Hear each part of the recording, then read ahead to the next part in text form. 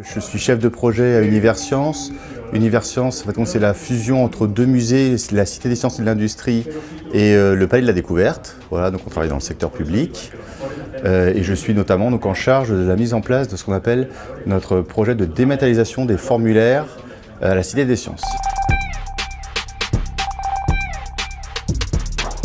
Le projet, donc la problématique de notre projet, c'était effectivement, nous sommes un musée et nous avions donc un musée assez historique qui est ouvert en 1986 et nous avions un souci, à savoir que nous avions actuellement 300 formulaires qui étaient mis en place pour tous nos processus internes qui allaient de la RH aux achats à une demande de badge. Et on avait justement une problématique au niveau du temps, du suivi de toute cette demande. Et donc la demande de la direction générale a été justement de pouvoir simplifier tous ces processus et aussi d'avoir un suivi sur ces processus-là.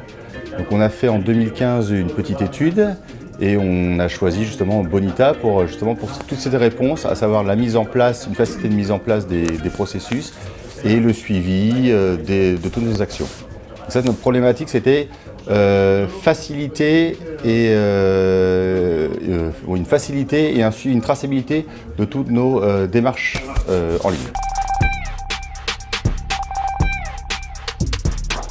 La demande, comme on a dit, ça a été fait par la direction générale qui est venue voir la DSI, donc nous, à savoir donc notre première problématique, ça a été d'analyser les processus.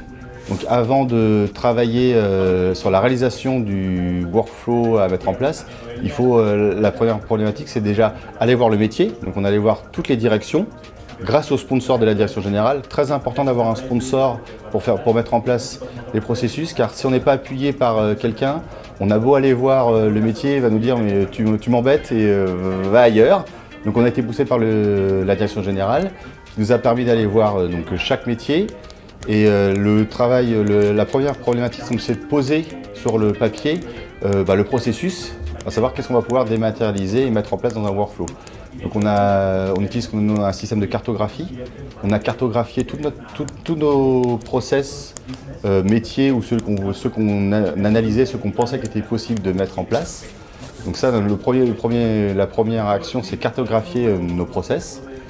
Et ensuite, donc, on a commencé à faire ce qu'on a travaillé avec la V6, on a réalisé un premier POC, un premier test qu'on a présenté donc, à la fois au métier et à la direction générale pour montrer justement ce qu'on appelle les plus-values, à savoir vous allez avoir maintenant une traçabilité et les inconvénients, bien sûr. Maintenant, vous allez être cadré, car l'une des aussi problématiques, c'est que la procédure, elle n'est jamais respectée. Il y a toujours des petits divergences, des petits contours, enfin chacun fait avec son historique. Et donc voilà, ça a été d'accepter à ce que les gens respectent le cadre maintenant de la procédure. Donc la mise en place de ce projet historique, c'est qu'on a commencé à travailler fin 2015, début 2016. Donc là, on a travaillé sur la V6.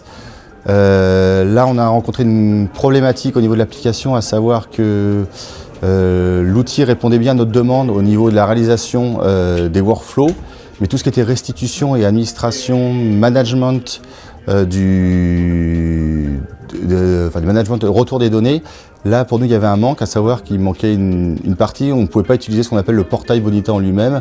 Au niveau scope de nos utilisateurs, ils comprenaient pas bien. Donc là, avec le Customer Service, on a réfléchi et on a vu que la version 7.1, 7.2 répondait à nos attentes.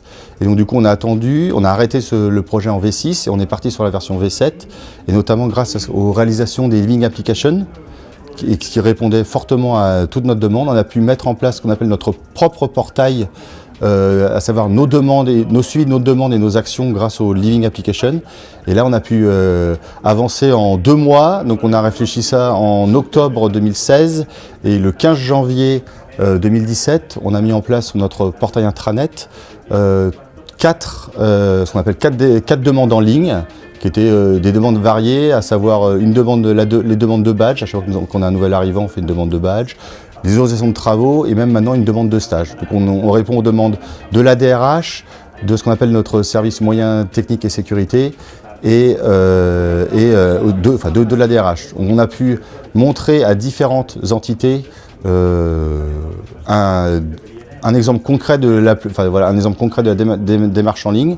Et là, on est en train de capitaliser, de voir un peu leur retour pour mettre à l'étrier, mettre en place d'autres workflows.